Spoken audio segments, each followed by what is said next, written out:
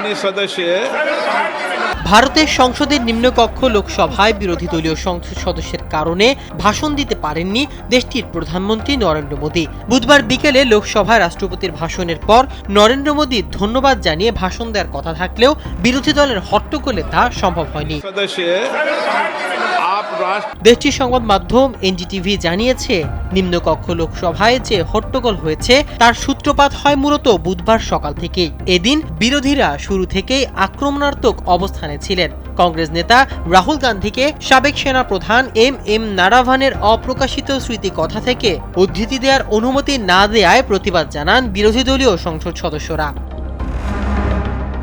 এজন্য দিনভর একাধিকবার লোকসভার অধিবেশনের মুলতবিও করা হয়।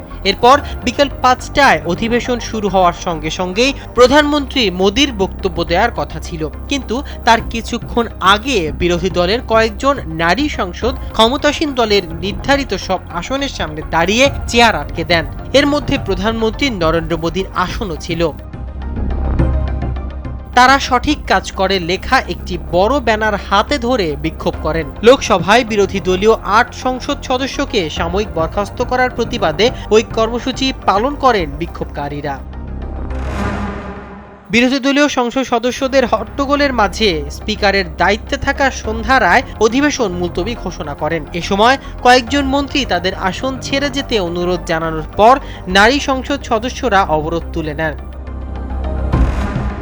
দুপুরে অধিবেশন পুনরায় শুরু হলে ২০২০ সালে চীনের সঙ্গে সংঘাতের বিষয়টি নিয়ে বিরোধী সংসদ সদস্যরা স্লোগান দিতে থাকেন। হট্টগোলের মাঝেই আবারও অধিবেশন মুলতবি ও প্রধানমন্ত্রীর ভাষণ বাতিল করা হয়। শেষ পর্যন্ত লোকসভায় ধন্যবাদ প্রস্তাব গৃহীত হয়নি।